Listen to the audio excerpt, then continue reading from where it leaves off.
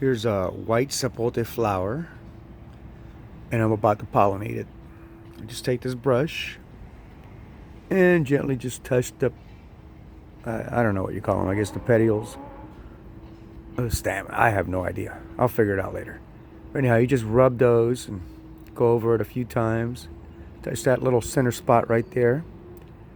And that little center spot is what receives the pollen. Pollen's on these little things sticking up right here. You're barely visible. You have to rub a lot of these flowers with this big ass brush so you can collect enough pollen to actually be effective. That one there has already been done. As you can see, the center is already growing compared to the other one. And here's an area with lots of flowers. Get a focus, there we go. Most of those are already pollinated. I'll show you an area with a lot more. Most people cut off their lower branches to make their trees look pretty and stuff, and they don't realize that these lower horizontal and downward pointing branches are the ones that produce the fruit. So they wonder why the trees don't produce. Well, you know, you're cutting off the branches to produce. Look at this little ass branch right here. It's almost as thick as my middle finger. And look at it. I cut the tip to cause double branching and to strengthen the stem as it was growing. Then it grew 2 stems, you know. Then at the end I cut off those and they branch off again too at the tips. But I don't cut them off. You know, I maintain them so they grow strong and they stay level. They don't, you know, hang down so hard. But anyhow, this branch has the most flowers and buds on them, you know, and fruit pretty much. These are all pollinated. I've pollinated all these by hand. See them, they're getting big already. And I'm going to touch up. There's some new flowers.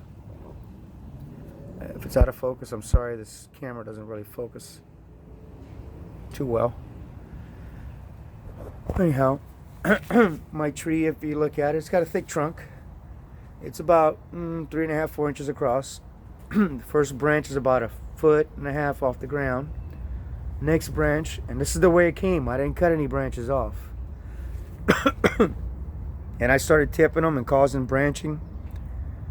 You know, and I should have caused more branching, but I wanted the tree to grow. I didn't want to disturb it. But anyhow, as you've seen on my previous video, the tree is about, I don't know, 10, 12 feet tall. But it's full of flowers and fruit set already. But it's all on these downward hanging branches, either horizontal or downward. The ones going up, there's no flowers on those. I'm not even sure it will produce any flowers on those upward branches. There's none on those. It's always the downward or the horizontal branches. So if you're trying to maintain your tree for a certain look, you're screwing it up. It's not about the look. It's about where the fruit is produced. So if you look, this is an upward pointing branch. Nothing on it. This is a horizontal branch. This one should have, look, there's the flower buds starting to form on it. And it's going to get more. I mean, some branches take a little longer than others, depending on how much sun they get. Those get more sun on that side, so they get more flowers on it. This side gets less sunlight, so they'll be a little slower. But they'll pick up. It's a process.